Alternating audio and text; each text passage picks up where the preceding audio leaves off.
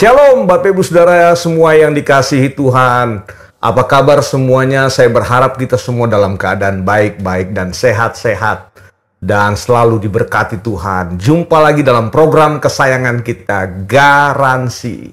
Gali kebenaran sejati, membahas yang esensi, bukan yang sensasi. Seperti biasa kita masih bersama dengan Kak Elia Makarawung yang sudah hadir di studio pada hari ini. Apa kabar Kak Elia? Baik, puji Tuhan. Ya, puji Luar Tuhan. biasa. Shalom Bapak Ibu Saudara, senang sekali bisa berjumpa lagi untuk kita membahas dan mengulas hal-hal yang esensi. Ya, begini Kak El. Jadi menurut pengamatan gue ya selama beberapa bulan inilah, ini kan kita lagi di sosial media nih ada seorang hamba Tuhan besar, kemudian seorang pendeta lah ya, gitu yang menyatakan bahwa semua agama tuh sama aja, hanya mungkin caranya aja yang berbeda untuk menyembah Tuhan dan seterusnya gitu. Ini kan menjadi sesuatu yang mungkin buat kita nih kalangan khususnya jemaat ya. Kalau menyatakan bahwa semua agama sama berarti apa bedanya kekristenan dengan yang lain kan gitu ya. Seperti itu. Kira-kira mungkin kalian bisa menjelaskan dari awal itu bagaimana tentang pernyataan seperti ini gitu kan. Iya, memang jadi viral ya hari ini kan, jadi polemik, bukannya viral lah, jadi polemik ya kan, karena biasalah kalau statement dari orang yang terkenal tuh biasanya kan langsung rame ya dibahas ya. Tapi memang dampaknya pasti ada kan. Sehingga orang kalau dibilang semua agama itu sama, jadi ya kenapa nggak masuk agama yang lain gitu kan? Kenapa harus Kristen kalau semua agama itu sama? Jadi gue mau memberi pandangan gue ya, Betty. Maksudnya gue mau menjawab semua polemik ini dengan pertama, apa konsep kita tentang agama dulu, ya kan? Nah, kalau konsep agama menurut etimologinya kan agama itu berasal dari bahasa Sanskerta kan, a dan gama. A itu tidak, gama itu pergi atau jalan ya. Jadi sesuatu yang, jadi agama itu kan punya pengertian dasar. Jadi menurut bahasa Sanskertanya itu sesuatu yang kekal, sesuatu yang abadi kan, sesuatu yang tidak fana gitu kan. Tapi kalau kita bicara agama sebagai sebuah kepercayaan, sebuah keyakinan ya, yang memberi panduan kepada kehidupan, itu kan juga ada pandangan atau konsep agama seperti itu. Jadi menurut gue sih kalau misalnya memang kita mau membahasnya dari sisi itu, ya samanya mungkin semua agama sama itu adalah masing-masing agama itu punya kesamaan gitu kan. Punya kesamaannya apa? Punya kesamaannya memberi sebuah keyakinan, sebuah kepercayaan yang memberi panduan untuk kehidupan. Ya kan semua agama kan begitu kan. Jadi isinya panduan untuk menjalani kehidupan kan. Secara garis besar. Tapi kalau kita melihat dari sudut Alkitab atau dari perspektif firman Tuhan ya menurut gue ya. Ya kekristenan itu bukan agama sebenarnya kalau menurut gue sih. Pandangan Alkitab tentang agama itu mungkin berbeda ya dengan pandangan banyak orang ya tentang agama. Kalau menurut Alkitab tuh agama itu apa sih? Agama itu kepercayaan, keyakinan. Jadi lebih kepada didasarkan kepada sebuah upaya daripada manusia untuk mencari Tuhan, untuk mendekat kepada Tuhan. Itulah agama kalau menurut gue ya kan. Menurut sudut pandang Alkitab ya. Jadi agama itu adalah upaya manusia atau usaha manusia yang berdosa untuk mencari Tuhan, untuk mendekat kepada Tuhan, untuk menyelamatkan dirinya ya kan.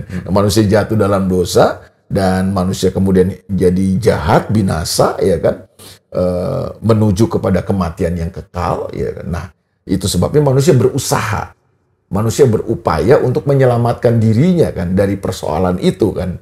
Kemudian manusia berupaya untuk mencari Tuhan, mencari keselamatan, mendekat kepada Tuhan. Nah, itu menurut gua itu perspektif Alkitab tentang agama ya. Nah, itu sebabnya Kristen termasuk agama nggak? Kalau kita membahasnya dari sudut pandang itu, dari sudut pandang Alkitab, kekristenan bukan agama akhirnya. Karena kekristenan itu sangat berbeda kan. Kalau agama itu adalah upaya manusia yang berdosa untuk mencari Tuhan, untuk mendekat kepada Tuhan, untuk menyelamatkan dirinya supaya berkenan kepada Tuhan. Kekristenan kan mengajarkannya berbeda, malah bertolak belakang. Kekristenan itu apa? Kekristenan itu bukan usaha manusia, tapi upaya Tuhan, usaha dari Tuhan lewat kasih karunia-Nya kan, untuk mencari manusia yang tersesat, manusia yang terhilang. Jadi ada dua sudut pandang yang bertolak belakang nih ya, antara kekristenan dalam tanda kutip sejati, sebagai agama dan kekristenan yang bukan agama gitu, yang sejati. Jadi kita makanya kalau kita melihat cuma sebatas sebuah agama, akhirnya kekristenan tidak beda dengan agama yang lain ya kan. Kalau konsepnya seperti itu, tapi kalau kita melihat dari sudut pandang Alkitab, kekristenan itu berbeda. Makanya kalau gue meyakini kekristenan itu bukan agama, karena Yesus Kristus datang ke dalam dunia ini bukan untuk mendirikan sebuah agama. Dia tidak menawarkan, dia tidak memberikan agama sebagai solusi daripada semua kehancuran dan keterpurukan manusia karena dosa itu kan, karena jatuh dalam dosa kan. Yesus nggak mendirikan agama kan. Yang Yesus bawa ketika dia datang ke dalam dunia ini adalah dia membawa kehidupan. Dia berkata kan, akulah jalan, kebenaran, dan kehidupan. Yesus berkata bahwa pencuri datang hanya untuk mencuri, membunuh, dan membinasakan. Aku datang untuk memberi kepadamu kehidupan supaya kamu mempunyai di dalam segala kelimpahan. Karena begitu besar kasih Allah akan dunia ini sehingga Ia mengaruniakan anak yang tunggal supaya setiap orang yang percaya kepadanya tidak binasa melainkan beroleh hidup yang kekal. Jadi yang Yesus berikan itu kehidupan sebenarnya. Lebih tepatnya adalah kehidupan di dalam kerajaannya kan. Jadi yang Yesus bawa itu adalah kerajaannya, kingdom, ya kan. Nah, bukan menarik, agama. Ya kan? Tadi Kyle bilang bahwa kehidupan dalam kerajaan itu hubungannya bagaimana tuh? Maksudnya bisa diterangkan? Karena tadi kan sudah dijelaskan bahwa kekristenan itu bukan sekedar agama, tetapi nilainya jauh lebih tinggi dari itu. Kekristenan sejati adalah kekristenan yang dibawa oleh Tuhan Yesus sendiri, karena Yesus tidak menawarkan agama kan. Jadi hubungan dengan pernyataan kayaknya. Oh, jadi kita tuh mesti tarik pemahaman kita ke belakang. Ke belakang lagi. Ya. Tujuan awal, rencana awal Tuhan menciptakan manusia kan. Nah, itu dia. Kalau kita membaca dalam kitab Kejadian itu kan jelas ya bahwa tujuan Tuhan, rancangan awal Tuhan menciptakan manusia adalah Dia menciptakan manusia serupa dan segambar dengan Dia kan. Supaya manusia bisa memerintah, bisa berkuasa di bumi ini. Kejadian 1 ayat 26. Ayat 26, Kejadian 1:26. Itu jelas. Itu tujuan, itu rancangan awal Tuhan ketika Ia mau menciptakan manusia kan. Jadi tujuan awal manusia memang dari awal itu adalah sebagai representatif Tuhan. Kan kata Selem dan Demut dalam Kejadian 1 ayat 26 itu kan, menurut gambar dan rupa Tuhan itu kan punya pengertian itu kan sebenarnya kan. Gambar dan rupa Tuhan itu kan bukan berarti tampang Tuhan kayak kita, tampang kita kayak Tuhan, bukan kan. Lebih kepada pengertiannya adalah bahwa waktu Tuhan menciptakan manusia, Dia menaruh cara hidupnya kan. Dia menaruh kehidupannya dalam hidup manusia kan gitu kan. Dia menaruh sifatnya, Dia menaruh karakternya. Dan yang kedua pengertiannya adalah waktu Tuhan menciptakan manusia, manusia itu menjadi perwakilan, menjadi representatif Tuhan di bumi ini kan. Makanya Dia bilang, baiklah kita menjadikan manusia menurut gambar dan rupa kita, supaya manusia berkuasa, radah, memerintah ya kan di bumi ini kan. Dan semua konsep itu terjadi waktu dalam kekekalan, belum ada dosa tuh ya. Ya manusia diciptakan untuk hidup kekal kan sebenarnya kan. Iya kan? Karena manusia akan berkuasa memerintah di bumi ini, menghadirkan kerajaan Tuhan di bumi ini kan gitu kan. Nah, di sorga ada sebuah kerajaan, ada sebuah pemerintahan yang semua orang di dalamnya itu menghidupi cara hidup Tuhan itu kan. Karena ini sistem kan. Kerajaan itu kan bicara sistem pemerintahan yang mempengaruhi kehidupan gitu. Nah, itu yang mau dipindahkan Tuhan ke bumi ini. Itu sebabnya Dia menciptakan manusia serupa dan segambar dengan Dia. Itu yang penting ya. Iya. Jadi bukan cuma sekedar agama, tapi ada sistem pemerintahan Tuhan yang mau Tuhan pindahkan ke bumi. Iya, supaya manusia menghidupi sistem pemerintahan Tuhan itu kan di bumi kan. Itu yang disebut kerajaan Allah atau kerajaan sorga ya. Kerajaan sorga kan. Tapi sayang manusia kan jatuh dalam dosa kan, ya. Manusia gagal, manusia keluar kan. Sebenarnya yang terjadi itu kan waktu manusia jatuh dalam dosa itu apa? Manusia bukan sekedar berbuat jahat kan. Manusia berganti cara hidup sebenarnya. Manusia berpindah atau bertukar cara hidup dari cara hidup Tuhan, cara hidup dalam sistem pemerintahan Tuhan, manusia kemudian menghidupi sistem kehidupan yang lain. Sistem kehidupan apa itu? Sistem kehidupan dosa. Sejak saat itulah manusia diperbudak oleh kerajaan dosa kan, kerajaan kegelapan itu kan. Sehingga yang manusia hasilkan adalah cuma dosa, perbuatan jahat. Manusia hidup dalam sistem yang lain. Jadi manusia keluar dari sistem kerajaan Allah. Kan gitu kan ceritanya kan.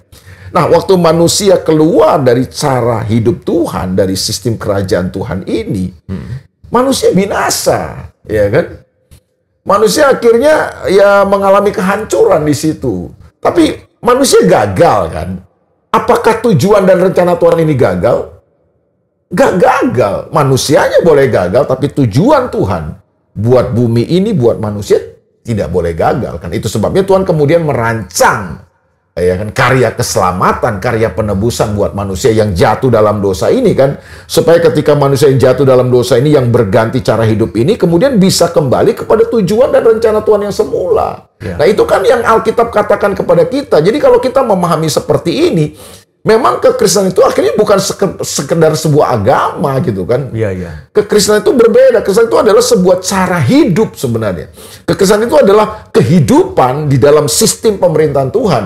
Makanya waktu Yesus datang ke dalam dunia ini, khotbah-khotbah Yesus itu apa? Bertobatlah. Sebab kerajaan sorga, kerajaan Allah sudah dekat. Ya, Injil Matius menggunakan frase kerajaan sorga, Injil yang lain menggunakan frase kerajaan Allah. Itu dua hal yang sama sebenarnya kan. Cuma Injil Matius yang lebih banyak menggunakan frase kerajaan sorga.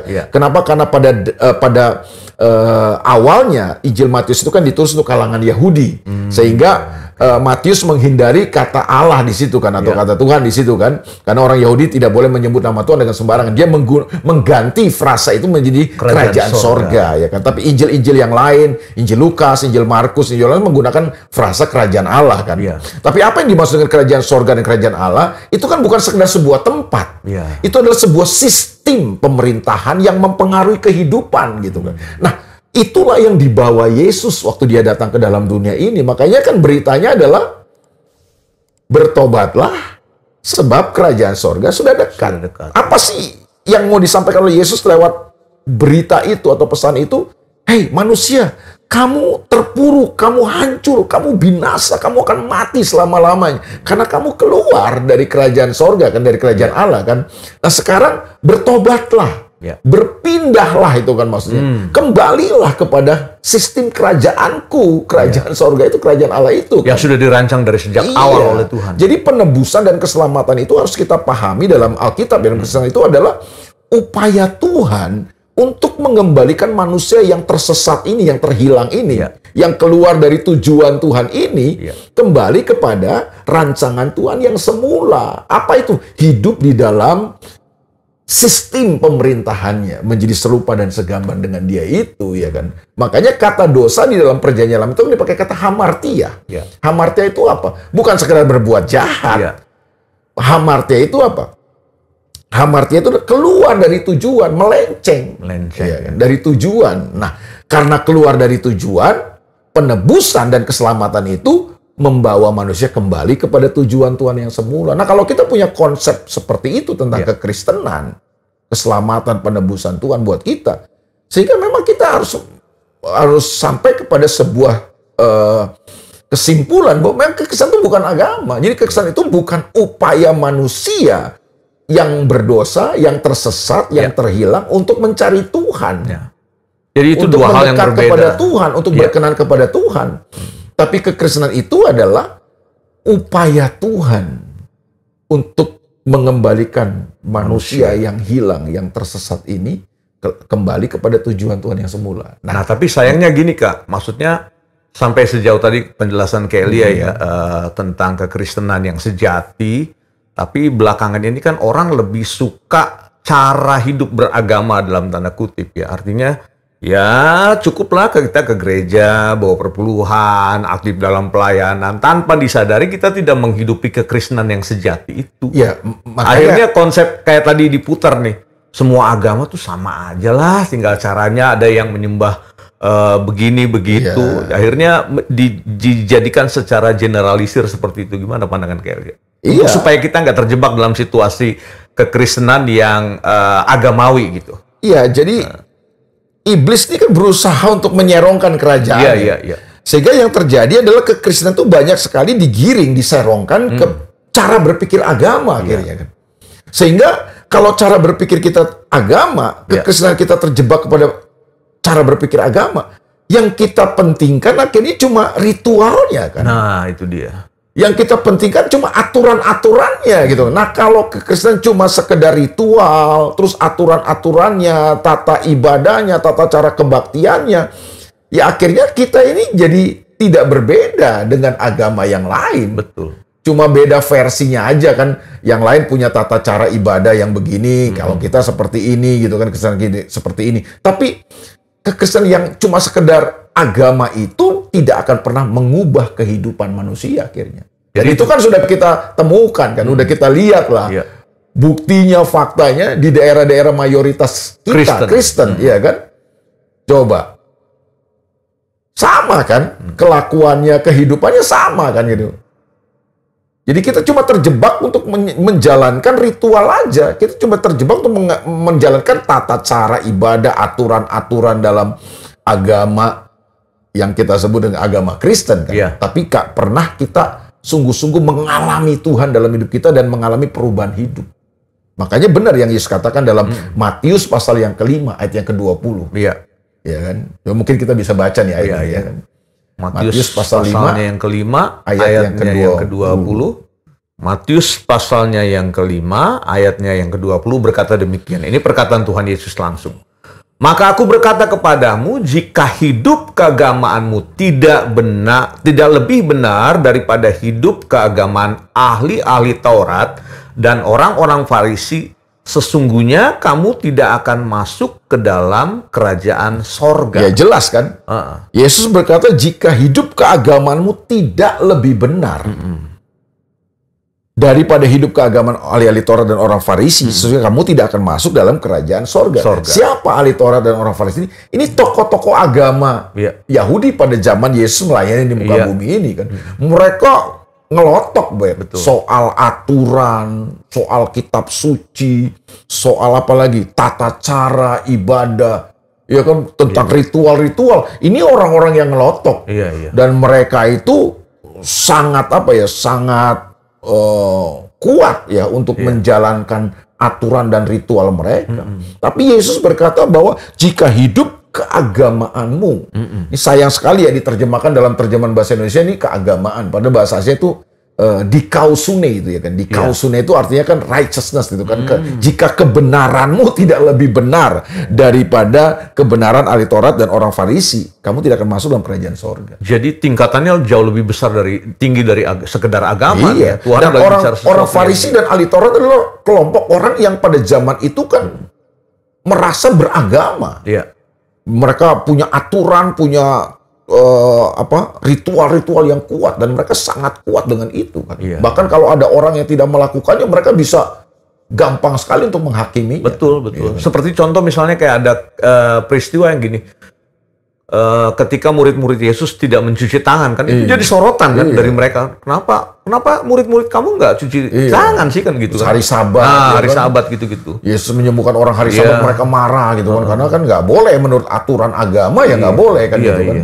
Nah, itulah yang Yesus katakan bahwa kalau kebenaranmu tidak lebih benar daripada kebenaran ahli Taurat orang Farisi. Jadi mereka cuma menjalankan ritual, aturan, tapi mereka tidak mengalami kehidupan Kristus itu dalam kehidupan mereka. Mereka tidak mengalami Tuhan dalam hidup mereka yang mengubahkan kehidupan mereka dari dalam. Buat apa? Kata Makanya Yesus pernah bilang, maksudnya terhadap orang-orang ini ya, itu kan diibaratkan seperti kuburan kan gitu ya. Yang tampak luarnya dilabur putih bagus, dalamnya tulang belulang.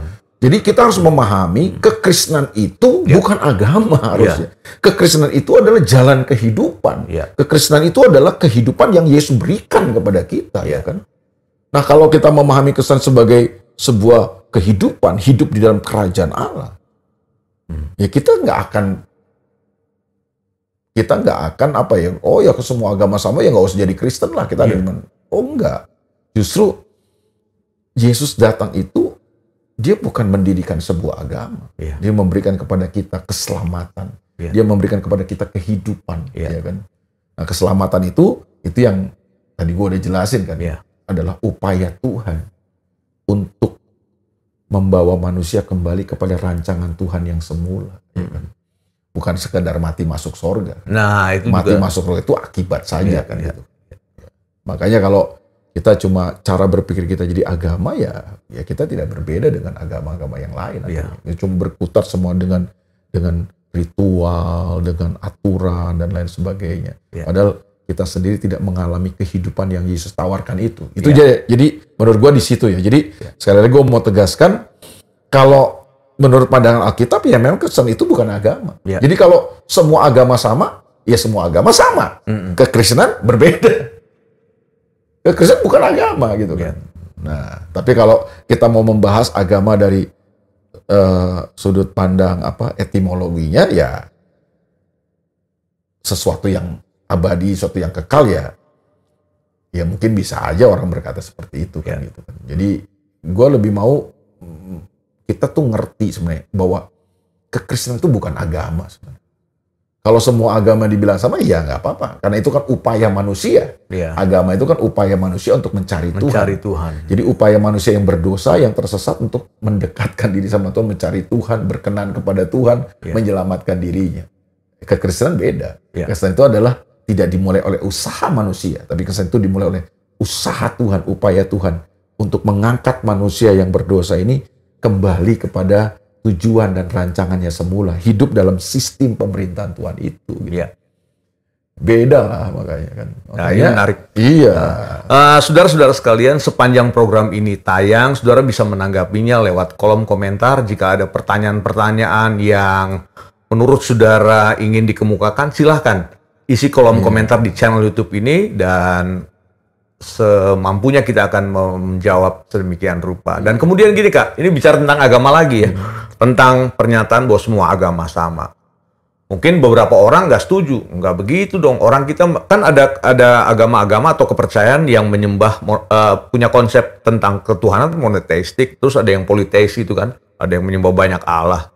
Itu dari sisi pandangan itu aja berbeda. Dan apalagi dengan kekristenan. Sungguh berbeda kan gitu. Jadi kalau dalam konteks menyembah kepada Tuhan aja, terus panggilannya aja beda-beda kan. Nah itu bagaimana menurut kalian?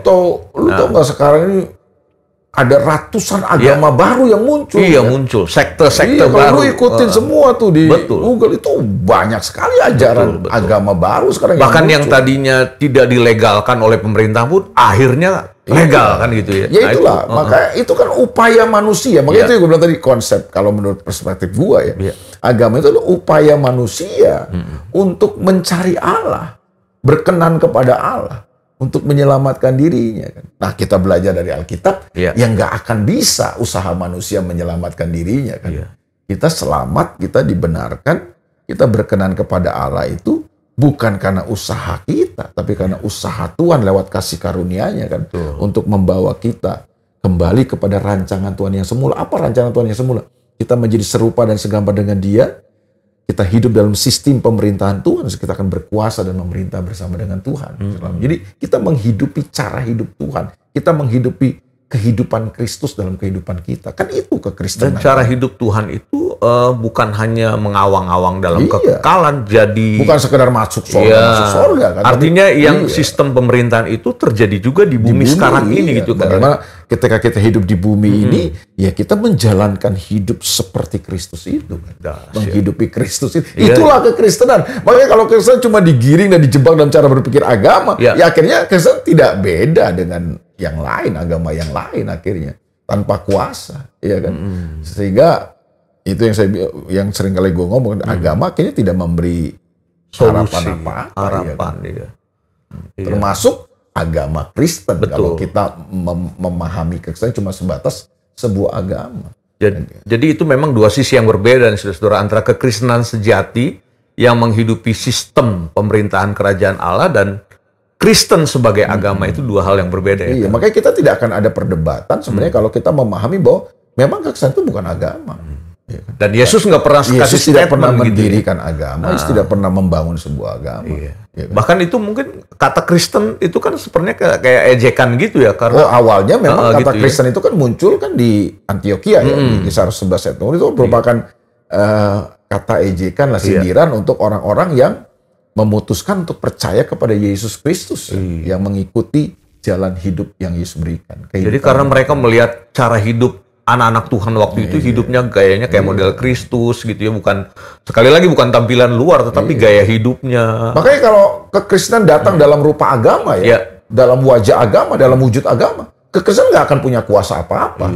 Makanya lu lihatlah di daerah-daerah mayoritas kekristenan hari ini kan, ya korupsi tetap jalan terus, ya kan, prostitusi tetap berjalan dan lain sebagainya kan, kehancuran kehidupan tetap kita temukan, padahal mayoritas adalah agama Kristen kan. Itu yang gue bilang, kalau kekristenan cuma sebatas sebuah agama, datang dengan wujud agama, nggak punya kuasa apa-apa, karena memang kekristenan itu bukan agama. Makanya jangan penjarakan kekristenan dengan cara berpikir agama. Nah, kita mesti mengeluarkan kekristenan hari ini dari cara berpikir agama. Kekristenan bukan agama. Kekristenan adalah sebuah kehidupan, cara hidup, yaitu menghidupi Kristus yang ada di dalam kehidupan kita.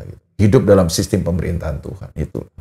Itulah kekristenan yang sejati. Luar biasa. Ini sebuah statement sekaligus pengajaran bagi kita semua tentunya, saudara-saudara pemirsa Garansi. Harus kita bedakan antara kekristenan sejati dan kekristenan agama. Supaya kita jangan terjebak dalam situasi hidup sebagai orang Kristen yang beragama, rajin ke gereja, saudara rajin berdoa, tanpa menghidupi gaya hidup Tuhan Yesus. Dijauhkan Tuhan terjadi dalam kehidupan kita. Jadi, gue tambahin, Bet, kalau kekristenan cuma sebatas sebuah agama atau datang dengan wujud dan rasa agama, ya itu yang tadi di awal. Jadi, kekristenan tidak beda dengan yang lain, dengan agama yang lain. Tapi kekristenan yang sejati yang Alkitab ajarkan kepada dia beda. Kristen bukan agama. Yesus datang ke dalam dunia ini untuk memberikan kehidupan kepada kita. Gitu. Puji Tuhan, jadi kembalilah kepada kekristenan yang sejati, bukan yang agama. Karena yang agama hanya penuh dengan sensasi, bukan yang esensi seperti Garansi.